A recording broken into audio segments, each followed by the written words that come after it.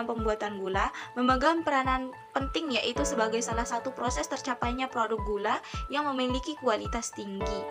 Proses pemurnian itu sendiri merupakan proses untuk menghilangkan zat organik dan anorganik berupa kotoran dengan menjaga sukrosa maupun gula reduksi yang terkandung dalam gula agar tidak mengalami kerusakan, sehingga diperoleh nira gula dengan kadar sukrosa yang maksimum dan jernih. Proses pemurnian nira dapat dilakukan dengan proses defekasi, sulfitasi, dan karbonatasi. Proses defekasi dilakukan dengan cara mencampur nira dan susu kapur atau CaOH2, sedangkan untuk proses sulfitasi dilakukan dengan melanjutkan proses defekasi yang ditambahkan gas SO2, dan proses karbonatasi dilakukan dengan menambahkan susu kapur dan gas CO2 sebagai bahan pembantu. Susu kapur yang ditambahkan pada proses karbonatasi lebih banyak daripada proses sulfitasi. Setelah proses pemurnian dilakukan, maka dilanjutkan dengan proses penggumpalan dan pengendapan bahan bukan gula serta penyaringan untuk memperoleh nira jernih. Rangkaian proses produksi yang berpengaruh besar terhadap kualitas produk gula kristal putih yang dihasilkan adalah proses pemurnian nira.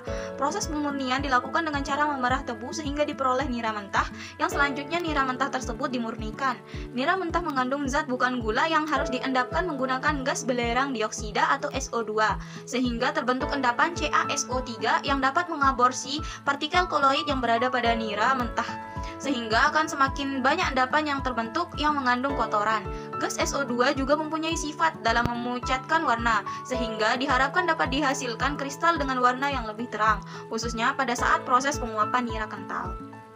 Proses produksi dapat dicapai dengan baik apabila perhitungan neraca massa sudah tepat. Oleh karena itu, neraca massa sangat dibutuhkan dalam proses kimia. Di antaranya digunakan untuk perhitungan kebutuhan bahan baku, merancang peralatan unit operasi, dan menghitung efisiensi atau konversi suatu reaksi kimia. Neraca massa itu sendiri digunakan untuk mengetahui jumlah bahan yang masuk dan keluar sesuai dengan hukum kekekalan massa yang menyebutkan bahwa jumlah aliran masuk sama dengan jumlah aliran keluar.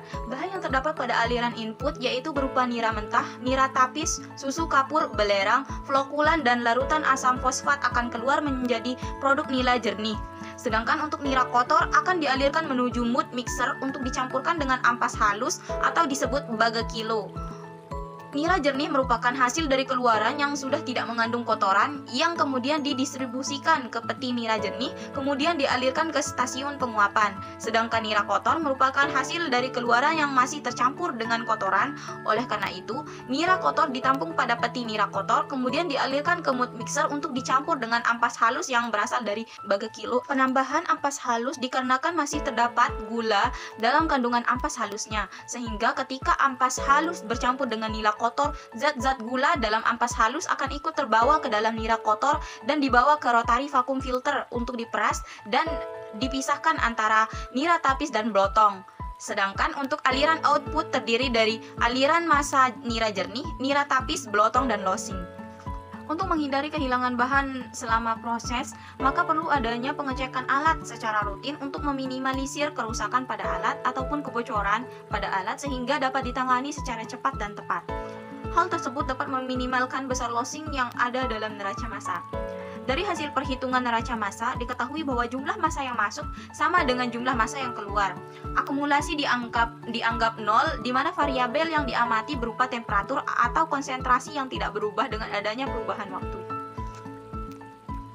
Jadi dapat disimpulkan bahwa hukum kekekalan massa yaitu massa zat sebelum dan sesudah reaksi memiliki nilai yang sama atau akumulasi sama dengan nol. Yaitu dalam hal ini didapatkan neraca massa masuk sama dengan neraca massa keluar pada proses pemurnian di stasiun pemurnian